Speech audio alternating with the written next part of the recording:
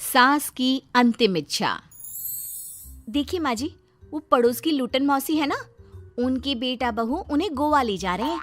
अरे क्या बात कर रही है बहू, उसके तो ना मुंह में दांत है ना सर पर बाल, क्या करेगी गोवा जाकर। अपनी अपनी किस्मत है माँ जी, लूटन मौसी मरने जो वाली है। हैं? अरे बहू, ये कैसा मरना हुआ जो पहले से ही पता है और ऊपर से गोवा भी घूमने जा रही है। बोला ना माँ जी, ये अपनी अपनी किस्मत है। बात हुई थी मेरी लूटन मौसी की बहू से, बोल रही थी कि चलो दवाई में जो पैसा लगेगा वो गोवा में लगा देते हैं। सास को बहू की बात से पता नहीं क्यों नफरत की बदबू आ रही थी, लेकिन वो कुछ नहीं कहती और कमरे में जाकर लेट जाती है। क्या बात है, लूटन के तो मजे ही मजे है। वैसे आइडिया बुरा नहीं है, थोड़े से पैसे लगाओ और सीधा गोवा की सैर।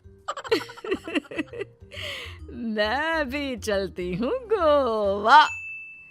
अगले रोज सास तय वक्त पर उठती नहीं। अरे देखो जी, माँ जी अब तक उठी नहीं। आज दूध वाले से दूध और काम वाले के लिए दरवाजा मैंने ही खोला है। अब कम से कम माँ जी का ये तो सुख है कि सुबह जल्दी उठना नहीं पड़ता। अरे बड़ी अजीब हो तुम, मेरी माँ सुबह से उठी नहीं है और तुम्हें चिंता दूध और काम वाली की है। अरे तुम्हें चिंता है ना, तो जाओ जाकर देखो क्या हो गया। वैसे मेरी किस्मत कहाँ लूटन मौसी की बहू जैसी। बेटे को माँ की चिंता होती है, वो सोचता है कि कहीं माँ की सांसें तो नहीं रुक गई और हमें पता ही नहीं चला। बेटा माँ के कमरे में जाता है और वहां जाकर, माँ क्या हो गया है तुम्हें?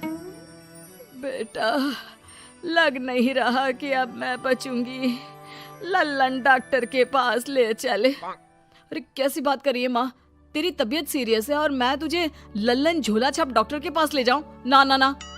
अरे तो कहाँ ले जाएगा बता दे, वहाँ एडवांस दे दिया है मैंने, वो क्या कहते हैं गूगल पे से। हैं? तूने क्यों पैसे दिए माँ? तुझे पता था क्या कि तू बीमार होने वाली है? सास को लगता है कि कहीं चोरी पकड़ी तो नहीं गई। वो हड़बड़ा जाती है और उसे पसीने निकलने लगते हैं। अरे माँ क्या हो गया, सर्दी में भी पसीने? लगता है तेरी तबीयत ज्यादा ही खराब है और लल्लन डॉक्टर पास ही में है, चल उसी को दिखा देता हूँ। माँ को लेकर बेटा डॉक्टर के पास जाता है, जहाँ माँ ने पहले ही पैसे देकर सेटिंग कर रखी थी। डॉक्टर के क्लिनिक में जाते ही डॉक्टर की ओवर एक्टिंग की दुकान खुल जाती है। हाय राम माँ जी, हे भगवान, अब तो कुछ नहीं हो सकता, ये तो मरने वाली है बेटा। हैं? ओए डॉक्टर है इसलिए इज्जत से बात करूंगा, नहीं तो मेरी माँ को देखे बिना ये बकवास करने के लिए तेरे मुंह में घूसा मार देता। अरे ना ना बेटा, ऐसे मत बोल, वो डॉक्टर है, उसे वो दिख जाता है जो किसी को नहीं दिखता। हाँ माँ, शायद तू ठीक बोल रही है। डॉक्टर क्या दिखा आपको? हमारे डॉक्टर जी, जिन्होंने पहले से ही माँ से बोलने के पैसे ले रखे थे। यमराज, काला भैंस, वो तुम्हारी माँ को ले जा रहा है, ले जाओ इन्हें। यार माँ, ये डॉक्टर ही या तांत्रिक, क्या क्या बोला जा रहा है? अरे बेटा, वो डॉक्टर है, उसे वो दिखता है जो किसी को नहीं दिखता। इनकी हर इच्छा पूरी करो, क्योंकि यम नहीं चाहते कि इनकी कोई भी इच्छा को अधूरी रखा जाए। निराश मन से बेटा माँ को लेकर घर आता है। माँ, आज से मैं ऑफिस नहीं जाऊंगा, चल तुझे वो झूले वाले पार्क में ले चलता हूँ जहाँ तू पिताजी के साथ जाया करती थी। ठीक है बेटा चल, लेकिन साथ में वो बीड़ी का बंडल रख लेना, तेरे पिताजी वहीं झाड़ी में पिलाते थे मुझे। हैं? माँ कैसी बात कर रही हो? वैसे भी जीवन के 4 दिन बचे हैं और तुम। अरे देख बेटा, ना पिलानी तो ना पिला, लेकिन सुना ना तूने डॉक्टर ने क्या कहा कि मेरी कोई इच्छा खाली नहीं रहनी चाहिए। अरे वैसे बेटा 4 दिन की जिंदगी है, न जाने कब मौत आ जाए। माँ के मुंह से मौत का नाम सुनकर बेटा गंभीर हो जाता है, उसकी आंखें लाल हो जाती है। वो माँ का हाथ पकड़ लेता है। माँ को भी लगता है कि उसकी मौज मस्ती कहीं बेटे को डिप्रेशन में ना डाल दे। देख, लल्लन का फोन आया था, बोल रहा था कि हो सकता है मौत ना भी आए, पर इच्छा पूरी करके रख दे। जब जाऊंगी तब तृप्त होकर जाऊंगी, क्यों? तभी बहू की आवाज आती है, माँ जी आपकी फेवरेट गट्टे की सब्जी बनाई है। सास खाने के टेबल पर जैसे ही बैठने वाली होती है, बहू उनकी चेयर पीछे करती है और प्यार से बिठाती है। बहू शांत हो जाती है। वो माँ को बस देखती है और उनकी हर बात मानती है। रात को जब सास सोने जाती है तो, माँ जी मैं आपके पैर दबा देती हूँ, आज आप डॉक्टर के पास गई थी, थक गई होंगी ना। बहू का प्यार देखकर सास को हैरानी होती है। वो समझ नहीं पाती कि जो बहू उनके मरने को अपना भाग्य बताती थी, वो आज जब सास मरने वाली है तो दुखी क्यों हो रही है। क्या सोच रही है माँ जी? यही ना कि मैं ऐसा क्यों कर रही हूँ। माँ जी मैंने आपको हमेशा अपनी माँ माना है। माना आपसे नाराज होती थी, परेशान होती थी, आपकी बातें चुभती थी, लेकिन यकीन माने प्यार बहुत है आपसे मुझे।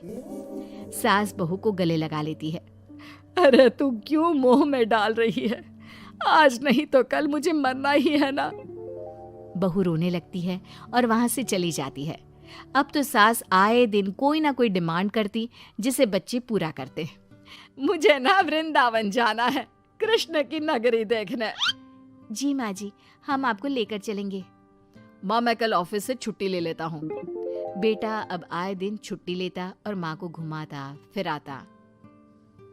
एक दिन बॉस कहते हैं, रमन क्या बात है, मैं देख रहा हूँ पिछले 1 महीने से तुम ना काम करते हो ना दाम, बस सारा दिन इमोशनल से बैठे रहते हो।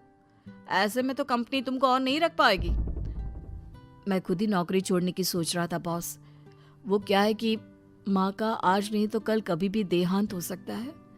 इतना कीमती समय मुझे तो पल पल उनके साथ रहना होगा। पता नहीं कब वो मुझे छोड़कर चली जाए। और बेटा नौकरी छोड़ देता है। माँ मैंने नौकरी छोड़ दी है, आज से मैं तेरे पास रहूंगा। माँ जी मैंने भी बच्चों का नाम स्कूल से कटवा दिया है, अब हम सब आपके पास ही रहेंगे और आपकी सारी इच्छा पूरी करेंगे। अब सास को लगता है ये तो कुछ ज्यादा ही हो गया। अरे बेटा नौकरी नहीं करेगा तो खाएगा क्या? बच्चे स्कूल नहीं जाएंगे तो साल बर्बाद हो जाएगा। वो समझ नहीं पाती कि क्या करे, कैसे ये ड्रामा खत्म करे। बेटा बहू तुम लोगों से एक बात करनी थी। देखो मैं ना बहुत शर्मिंदा हूँ, मैंने झूठ बोला था, मुझे कुछ नहीं हुआ है। वो तो ये बोलकर सास सारी बात घर वालों को बता देती है। ओ माँ सच्ची? हे भगवान मैं जानता था माँ को कुछ नहीं होगा।